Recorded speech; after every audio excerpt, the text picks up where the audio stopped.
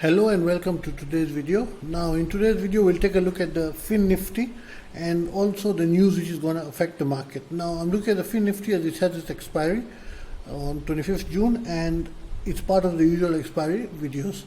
Now on the news front, as I had said in my video on Sunday which covered what I expect for the full week for the Indian market, I said that there is a lot of data coming out internationally this week.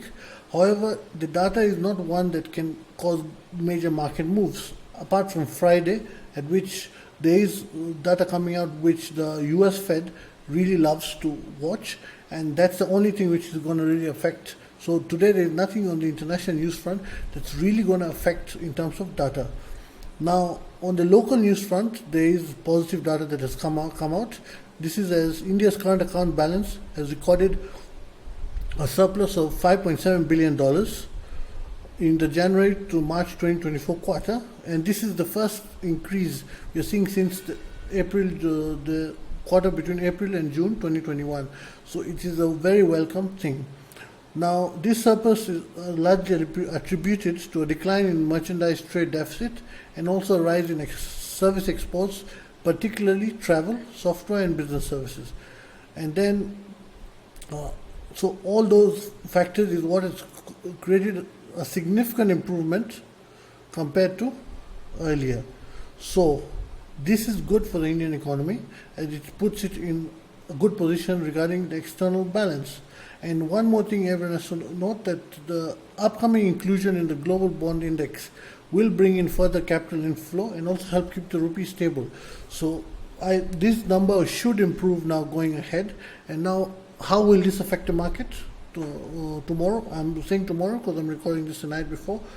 It will create some positivity, but I believe the positivity will last about the first 15 to 30 minutes of the market, after which the positivity which is being created by this news will have fizzled out.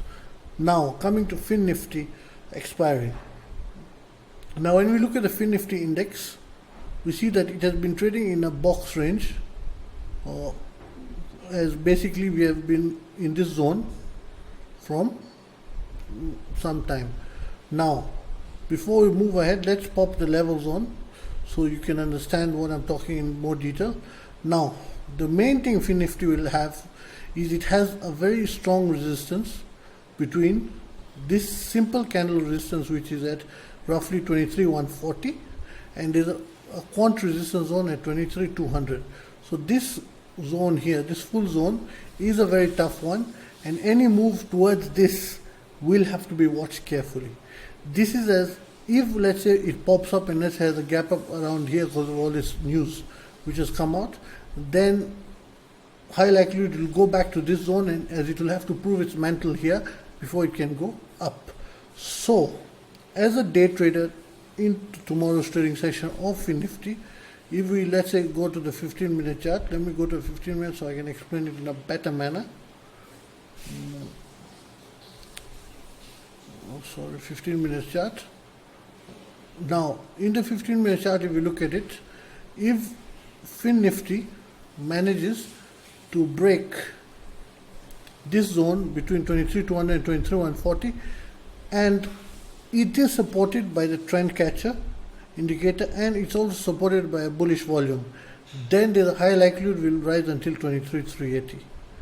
This is a very important resistance zone. So how do I expect Fin Nifty to open?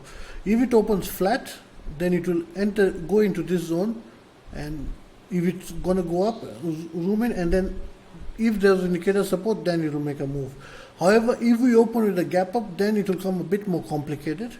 This is, we'll have to see that if there's a gap up, that first how deep has it gone into this zone of between 23,200 and 23,380. As the deeper it has gone, the more it's going to rob us or move to the upside. So as a day trader tomorrow on Fin Nifty, option buyers can take a long if it has had a flat open and we break 23,200 in a confident manner.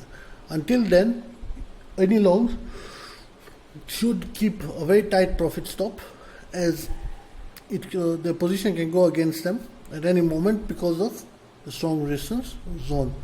Moreover, if we face rejection I've gone down to even the 5-minute chart.